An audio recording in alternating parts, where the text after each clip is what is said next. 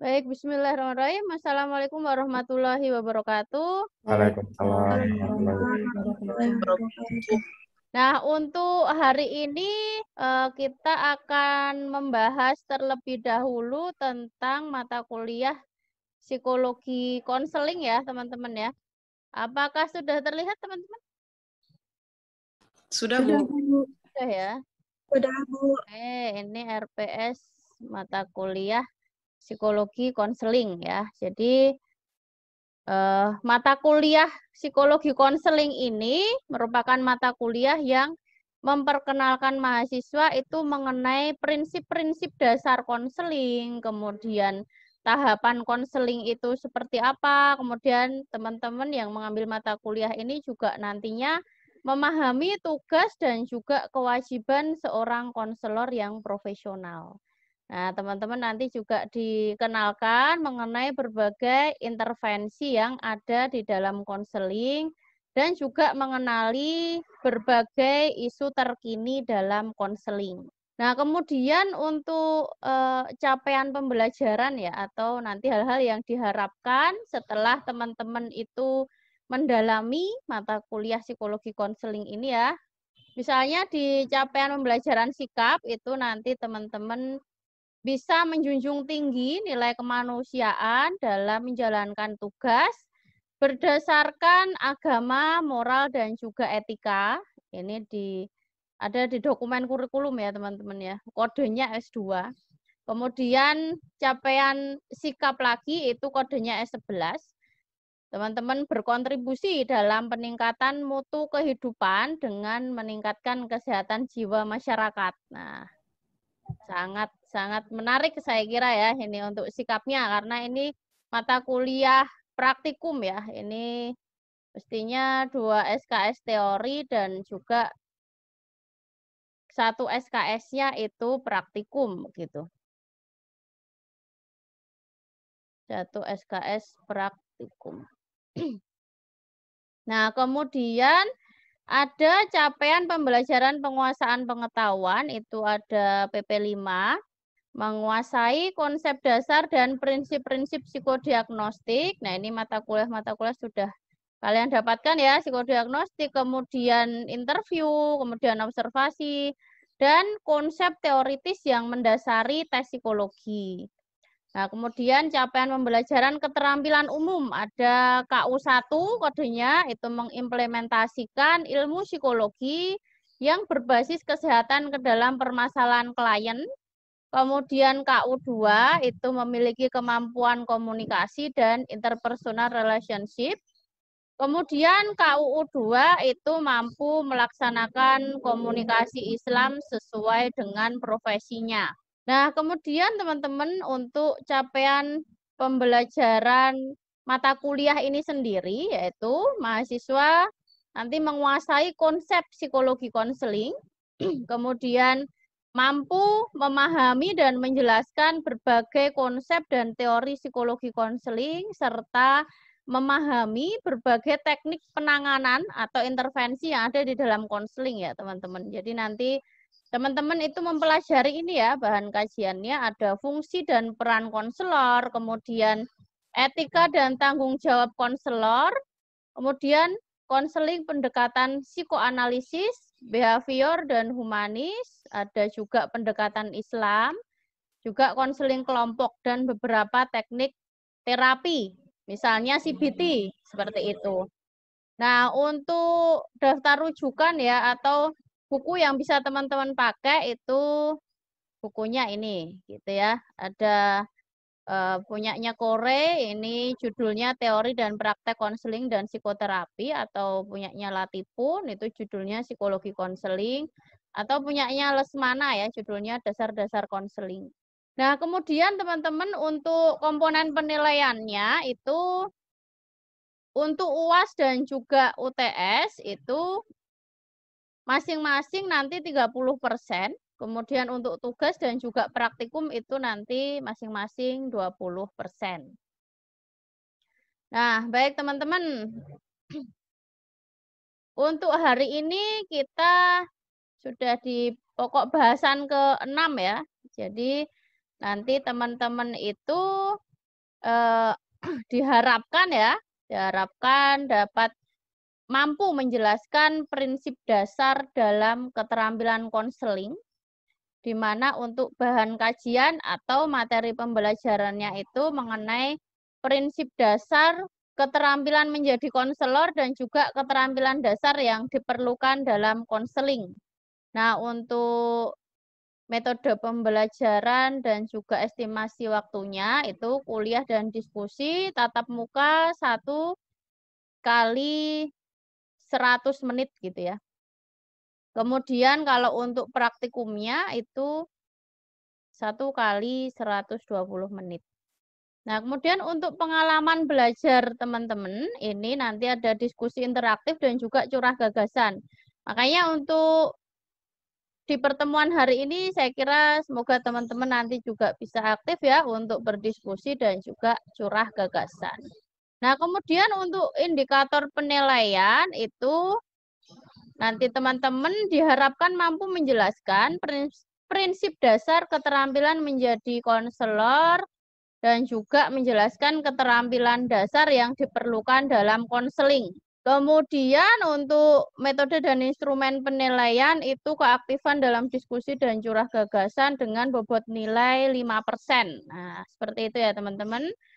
Kemudian untuk kriteria penilaiannya itu penilaian hard skill itu seperti yang sudah teman-teman ketahui ya dari sejak semester 1 seperti ini. Untuk A itu lebih dari 80, lebih dari sama dengan 80 ya. Kemudian amin itu di 77 sampai 79 dan seterusnya. Kemudian ada penilaian soft skill ya teman-teman ya, melaksanakan tugas individu dengan baik dan seterusnya. Seperti itu saya kira teman-teman untuk penjelasan RPS-nya. Mungkin ada yang mau ditanyakan untuk RPS? Sudah cukup jelas ya? Jelas, Sudah. Bu. Jelas, Bu. Kita lanjut ke materi dulu ya teman-teman ya. Nah, ini keterampilan dasar konseling, dalam konseling gitu ya. Atau keterampilan dasar yang bisa kita lakukan sebagai seorang konselor. Ada keterampilan mendengarkan, memimpin, memantulkan, merangkum, konfrontasi, dan memberikan informasi. Nah, ini seperti apa saja nanti kita akan bareng-bareng belajar gitu ya. Misalnya keterampilan mendengarkan itu adalah attending ya. Hadir, kemudian memparafrase, kemudian juga menjelaskan. Nah, attending itu yang seperti apa? Misalnya, sikap memberi perhatian kepada klien. Kita tuh hadir gitu ya. Hadir tuh nggak hanya secara fisik. Kan ada ya, kalau hadir tuh hanya secara fisik, kadang kita melihat orang tuh di dekat kita gitu. Tapi ternyata mereka mainan HP. Nah, itu namanya tidak hadir ya teman-teman. Karena hadir itu juga secara emosi gitu. Kita memberikan perhatian kita itu penuh. Ya. Coba kita bayangkan ya ketika kita sedang cerita ke orang tapi orang itu malah dia mainan HP, kan kita rasanya gimana? Nggak enak. Nggak enak sih, Bu. Kesel ya, nggak enak, nggak nyaman. Nah, demikian juga klien ya, klien yang datang ke kita ketika kita nggak hadir secara penuh itu juga kemungkinan besar akan mengalami hal yang sama gitu ya, itu manusiawi. Nah, ini tentu mempertimbangkan norma dan juga budaya ya, teman-teman. Misalnya, ini kita itu di Unisa gitu ya, bahwa kita itu berpedoman pada agama Islam dan Al-Quran hadis gitu. Misalnya, ketika ada klien itu, kita konselor perempuan ya misalnya, klien itu datang laki-laki. Nah, itu misalnya di suatu ruang itu, ruangnya tertutup ya, ruang konseling itu biasanya. Nah, alangkah lebih baik ketika kita mengajak asisten, seperti itu misalnya. Jadi, kita izin ke klien, kalau misalnya kliennya laki-laki, ini terkait dengan norma ya, norma dan juga saya kira budaya juga. Kalau misalnya Bapak berkenan, kami akan mengajak asisten kami, seperti itu misalnya. Tapi nanti tetap dijelaskan ya bahwa ini tetap kita memegang kode etik psikologi seperti itu. Atau misalnya juga pandangan mata ya, bahwa ketika klien itu berjenis kelamin berbeda dengan diri kita, misalnya jarak tempat duduk itu juga akan mempengaruhi gitu ya. Misalnya kalau dia itu sama-sama misalnya perempuan atau sama-sama laki-laki mungkin bisa agak dekat tidak masalah ya, tapi kalau misalnya itu berbeda jenis kelamin saya kira ya kita perlakukan sebaik mungkin ya, karena artinya sebaik mungkin di sini tuh kita menjaga juga gitu, karena kadang ada bias seperti itu juga, sehingga ketika kita memberikan perhatian penuh justru orang yang berjenis kelamin berbeda tersebut, klien kita itu justru kadang mungkin tertarik gitu, disangkanya kita itu karena mungkin mempunyai rasa yang sama gitu loh. Gitu ya teman-teman ya. Jadi jarak yang dianggap baik sebenarnya kurang lebih 1 meter. Nah ini komponennya ya. Kontak melalui mata, jadi mengkomunikasikan kekeluargaan, persaudaraan, persahabatan, kehangatan, dan perhatian. Jadi ketika hati kita itu hadir ya di situ, ketika melakukan konseling, itu mata kita ya insya Allah akan memperlihatkan bahwa kita itu memang tertarik loh dengan apa yang dikatakan klien, bahwa kita tuh memang secara positif loh hadir di situ, kemudian menghargai apapun yang diucapkan oleh klien seperti itu. Kemudian postur tubuh misalnya lebih condong ke depan gitu dengan rileks, bukan dengan kaku ya. Nanti memang perlu belajar gitu saya kira. Nah, ini fungsinya sebenarnya juga untuk memindahkan perhatian klien itu kepada konselor gitu, kepada kita gitu teman-teman. Kemudian gestur. Nah, ini mengkomunikasikan pesan tertentu, itu hindari bersedekap atau berpangku tangan gitu ya. Gini, sedekap itu dihindari ya, atau kita berpangku tangan gitu. Pokoknya kita rileks, tapi ya memang dari hati kita itu tuh kita hadir gitu di situ. Saya kira seperti itu. Kemudian ada tingkah laku verbal konselor. Jadi respon kita terhadap kata-kata klien. Kita mungkin tidak bertanya dulu gitu ya ketika klien itu atau memotong pembicaraan ya, ketika klien sedang bicara kemudian kita bertanya itu kan jadi aku tuh kan baru mau cerita itu misalnya gitu ya kliennya. Kemudian tidak mengambil topik baru itu tadi ya, atau menentukan suatu ide. Nah, kita dengarkan dulu gitu klien mau bicara apa, seperti itu. Kemudian parafrase. Nah, parafrase ini menyatakan kembali gitu, pesan klien dengan kata-kata yang lebih pendek dan benar. Nah, ini tujuannya untuk menguji pengertian konselor tentang apa yang dikatakan klien dan menyatakan kepada klien bahwa kita sebagai konselor itu mengerti pesan dari klien atau mengerti apa yang disampaikan gitu oleh klien kita.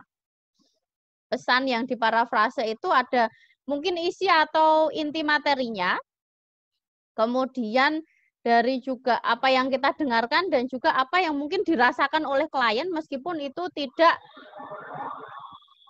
mohon maaf ada ambulan lewat ini. Meskipun kalau perasaan itu kadang tidak dikatakan oleh klien ya, tapi kan kita bisa melihat ya dari gestur atau postur yang diperlihatkan klien gitu kepada kita sebagai konselor.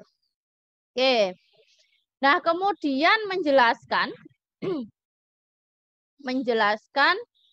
itu mempertajam pertanyaan yang masih kurang jelas atau semu. Jadi untuk menjelaskan ini, contohnya misalnya, saya belum terlalu mengerti bagaimana kalau Mbak misalnya bercerita lebih banyak lagi misalnya. Nah, itu menjelaskan.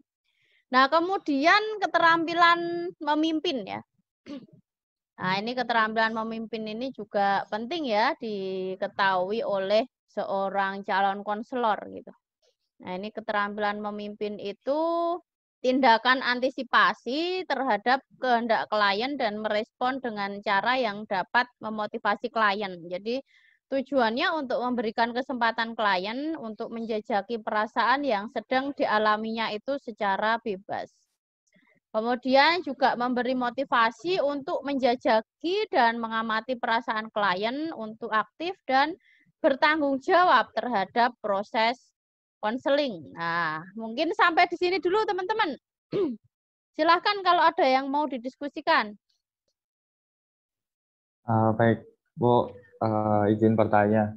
Ya. Ini misal kalau ada klien yang mungkin bertingkah laku kurang sopan atau menggunakan kata-kata yang kurang berkenan, itu etika dari kami itu atau langkah awal respon kami yang baik seperti apa ya, Bu? Ya, saya kira pertanyaan yang bagus ini Huda. Nah, ini saya perlu bertanya ulang ke Huda ya, biar nanti sepemahaman. Maksudnya ketika klien mengatakan kata-kata yang kurang pantas atau kurang enak didengar itu ketika dalam proses konseling dan dia baru proses katarsis ya? Iya, baru Oke. proses gitu. Artinya kan itu sebenarnya dia keselnya ke orang lain ya, bukan ke kita sebagai konselor ya. Iya. Ya memang kalau kita meninjaunya dari segi agama mungkin memang ini nggak enak didengar dan mungkin kalau kita itu sudah dididik dari kecil itu dengan agama mungkin akan rasanya nggak enak, rasanya nggak nyaman gitu ya. Tapi kita ya sudah gitu dibiarkan dulu klien seperti itu gitu. Karena ini kan dalam proses mereka itu mengeluarkan ya. Artinya justru kalau mereka itu mungkin sudah sampai mengumpat ya atau berkata-kata kasar itu justru mungkin mereka sudah nyaman loh ke kita, udah seperti itu. Jadi coba dibiarkan dulu agar apa? Ketika kita mungkin nanti memberikan mungkin solusi ya, bukan solusi juga ya, mungkin sekedar saran seperti itu, klien akan lebih mudah menerima karena dia sudah merasa diterima oleh kita sebagai seorang konselor, udah seperti itu saya kira. Oh iya, iya. Bisa Mm-mm. diterima kok, Bu. Terima kasih. Sudah cukup jelas ya, udah. Ya, oke sama-sama. Ada lagi mungkin teman-teman yang lain? Silahkan yuk dalam proses konseling ini mungkin ya ketika nanti akan berhadapan dengan klien atau mungkin justru selama ini sudah pernah ya misalnya ketemu dengan teman kos atau mungkin teman beda prodi. Biasanya kan kalau ngelihat mahasiswa psikologi, mahasiswi psikologi itu kan pada dibilang, wah kamu bisa baca pikirannya, terus pengen cerita kan gitu. Nah pasti udah pada punya pengalaman nih sebenarnya. Yuk silahkan yuk cerita teman-teman atau mau bertanya juga boleh, mau cerita yang mungkin sudah pernah dialami, kemudian apa yang teman-teman lakukan gitu. Silahkan ya. Yuk Rohayati sudah menghidupkan speaker nih. Saya itu pengen cerita, kan salah satu teman saya itu dia kan pernah kemarin bilang, kamu anak psikologi kan, tolong bacain garis tanganku gitu kan. Iya. Terus saya bilang kayak gini, saya bukan cenayang. Oke. Terus setelah itu Terus dia gimana tanggapannya? kata dia, oh gitu. Terus dia nanya kan, Bu, apa namanya tuh, bener nggak sih yang kan biasanya tuh ada di Instagram yang kayak menurut psikologi apa-apa gitu loh, Bu. Ya, betul banyak itu ya Instagram, media sosial sekarang. Nah, terus saya bilang itu kayak itu pernah itu dibahas itu kayaknya lebih hoax deh soalnya kan sumbernya nggak jelas. Ya, oke. Ya itu saya kira sudah tepat ya Rahayati ya bahwa ya memang kalau sumbernya nggak jelas bisa jadi itu hoax gitu ya. Jadi sumber misalnya itu harus disertakan ya, misalnya dia jurnal penelitian atau buku gitu ya yang ilmiah. Kalau media sosial kadang memang belum bisa dipertanggungjawabkan ya. Gitu. Gitu. Kalau untuk pengalaman melakukan konseling mungkin yang meskipun mungkin kamu belum menyebut konseling waktu itu tapi ternyata ternyata mungkin itu yang saya lakukan yang kulakukan sudah masuk konseling gitu sudah ada Rohayati atau teman-teman yang lain. Kalau konseling sih mungkin kayak orang curhat-curhat gitu sih, Bu, teman-teman gimana Ya. sih? Di ini organisasi yang kamu ikuti atau Enggak, Bu. Itu kadang ada orang kayak kenalan gitu, kadang curhat atau apa gitu. Oh, iya, iya. Ya, itu kan anak psikologi biasanya kan pada di apa? Mm-mm. Diajakin curhat.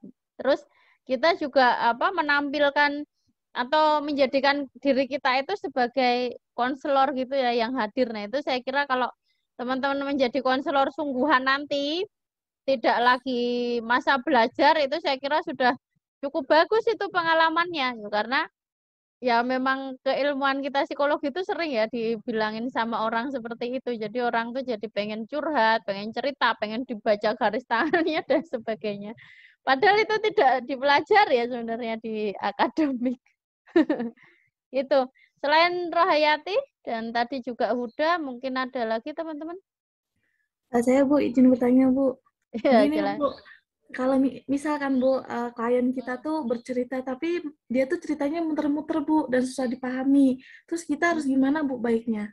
Oh ya, ceritanya itu muter-muter dan susah dipahami. Nah, kita bisa lakukan dengan teknik yang tadi ya, Nafi ya. Misalnya eh, apa? Kita mengkonfrontasi atau coba saya share screen lagi ya biar lebih jelas.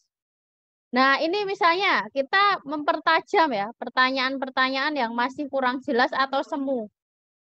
Jadi, misalnya saya belum mengerti bagaimana kalau Mbak mungkin ceritanya mungkin bukan lebih banyak tapi ya nanti kok cerita lebih banyak malah justru apa kita tambah nggak jelas ya. Mungkin apa atau misalnya dengan cara ini ya parafrase ini. Jadi Mbak mungkin kalau bisa saya simpulkan Mbak itu merasa bahwa begini atau begitu begitu gitu loh. Jadi dia itu kalau misalnya dia oh bukan seperti itu Mbak gitu loh. Ya, jadi mungkin kita bisa sedikit menyimpulkan ya dari proses yang sudah kita lakukan itu tadi itu kira-kira benar nggak sih yang kita pahami itu berdasarkan apa yang sudah klien bicarakan seperti itu Nafi. Jadi perlu diparafrase gitu ya.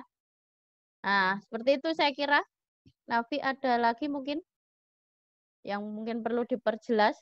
Jadi lebih ke parafrase dan juga menjelaskan. Ya Bu, jadi gini kadang kan itu kan ada teman saya tuh cerita kayak gitu kan Bu, tapi kadang saya bingung Bu, ceritanya tuh muter-muter gitu. Terus saya tuh bingung mau ngasih saran tuh gimana gitu kan Bu. Soalnya saya sendiri masih bingung. Pernah saya tanya lagi maksudnya gimana gitu kan Bu. Terus Ya. makin dijelasin lagi, makin muter lagi Bu. Terus saya ambil kesimpulan sendiri, oh jadinya kayak gini gitu kan, saya tanya gitu. Terus dia bilang bukan gitu. Nah, saya bingung, nah maksudnya gimana gitu kan, gimana saya mau ngasih solusi sedangkan saya sendiri itu masih belum paham gitu loh Bu. Terus ketika saya pertegas lagi mesti beda gitu Bu, kalau saya suruh cerita lagi beda lagi gitu Bu.